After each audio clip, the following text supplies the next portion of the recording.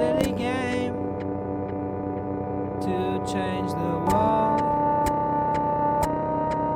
I don't know.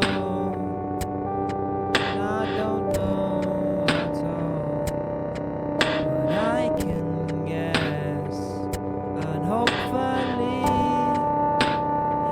it will make a change if I collect some people, bring them together, build a community now.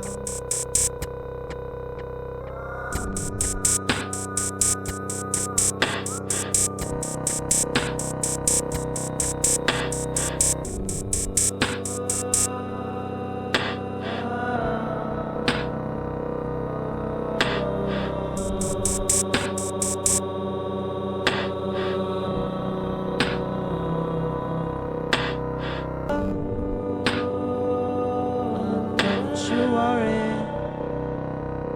'cause it will be fine. It will be fine.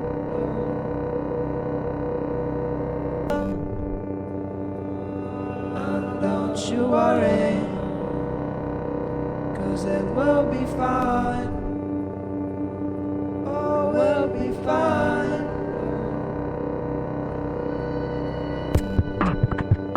Please don't worry anymore. I know it's easy. I know it's tough to let go. To let go.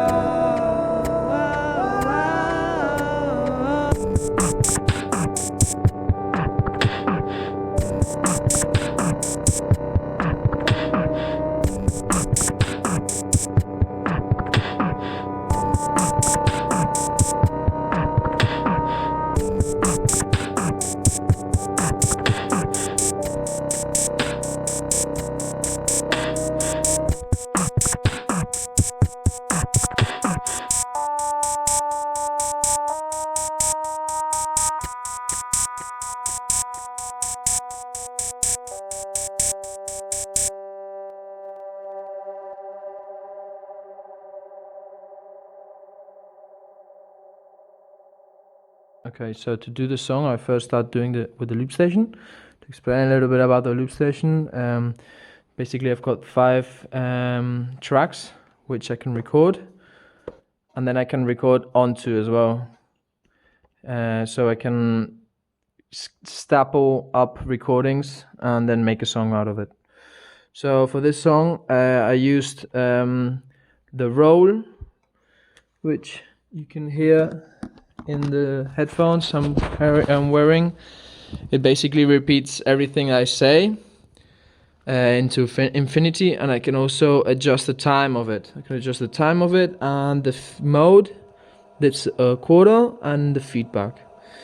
So for this song, I played around with all of these sounds that repeat themselves, because when I make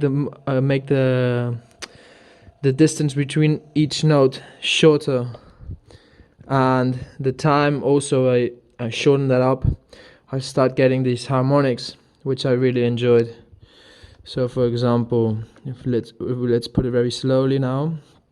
So you see it's very slow now, but if I put that up, it starts getting faster, and then these harmonics appear, which I really enjoyed.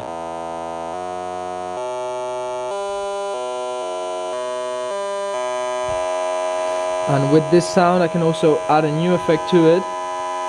For example, a reverb, which I did, a filter, which I also did in some certain moments, and in a lot of times I also added a slicer. So this gave me the opportunity to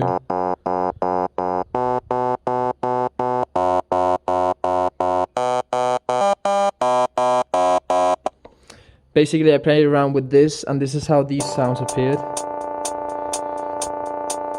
This is a reference sound, I can take that away or add that. I usually do it to know my tempo exactly. that's the second layer I added. And I added recordings on recording, I stepped them over. This is where I use the slicers, you can hear.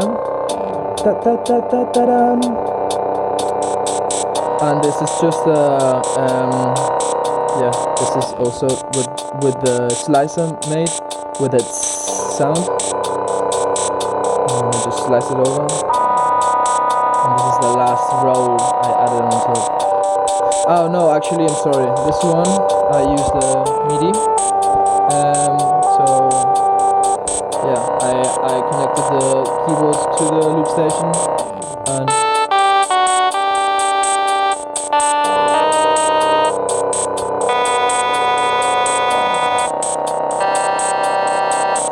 here I added a reed organ, and I also added a little bit of filter, a little bit of choir, and I made it sound quite nice.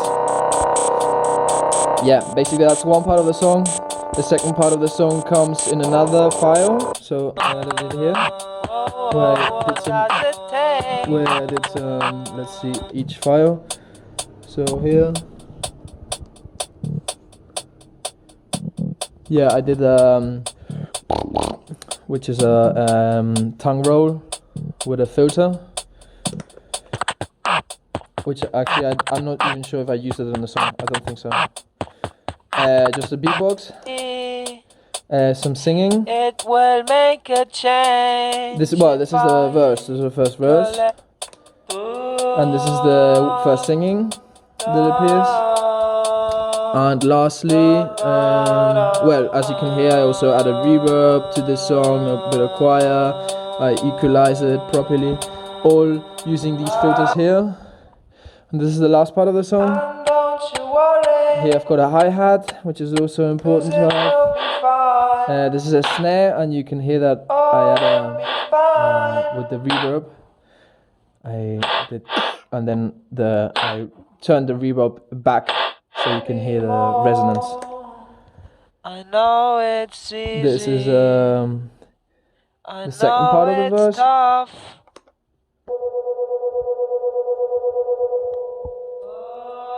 This is the second singing, and this is the chorus. So actually, yeah, I'm sorry. This is not the second verse. This is the first chorus, and this is the second chorus, which you can hear also as reverb. And I've edited it with some filters that I added it here.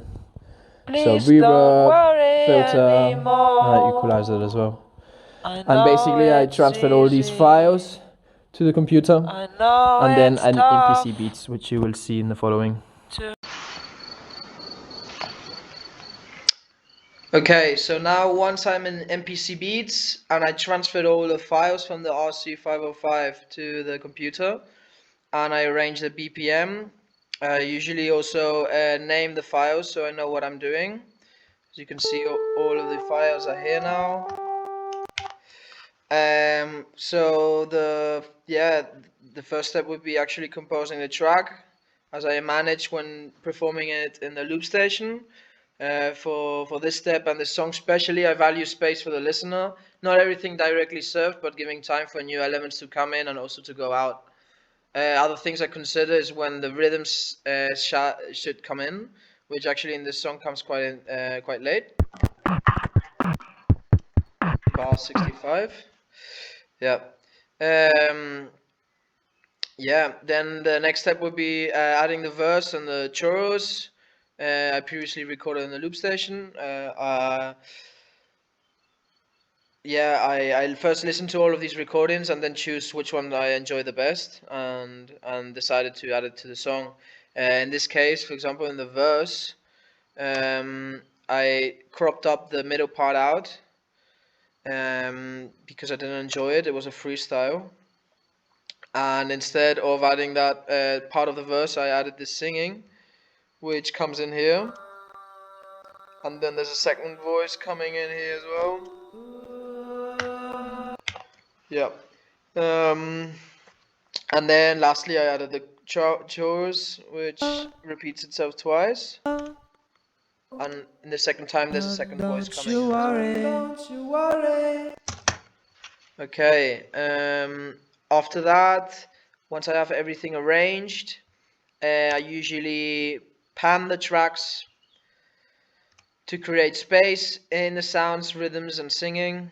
I add effects, which I insert here, like a filter, or like a phaser on the singing. I also added chorus at the singing, and a delay at the hi-hat, for example. Yeah. I make it by ear and add the things which I think sound the best. I also add some compression, usually to the verse and the chorus, and make them so it sounds the best. And I also equalize the some parts of the songs I want to stand out, for some frequencies I want to stand out. Equalizing the frequencies is one of the most important part in the mixing of a song.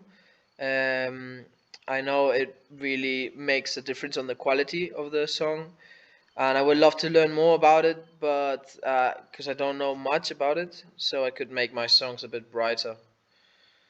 Yeah. I think so in the compression, like in the equalizer. Um, I don't feel quite confident enough to add too many things because of my lack of knowledge. And I also want to make it sound like I hear it when I'm using my loop station, which maybe turns out a little bit more raw and a little bit more bulgy. But that's how I enjoy it for now. I would love to perfect the quality without distorting the sound too much and creating white noise. But yeah, for now I still am learning about this. Okay, so the last step would be mastering it, which I do here, which is the global effects to all the tracks. So I master it with this compression, and I also put the volume up. So the purpose of mastering is increasing the volume without losing the quality of the song. Yeah. Um, and also using other equipment to compare different outcomes of the song would really help out if I use other speakers or other headphones. Yeah. Lastly, I export it, which I do it here, as a WAP format, and then I can upload it in SoundCloud or wherever.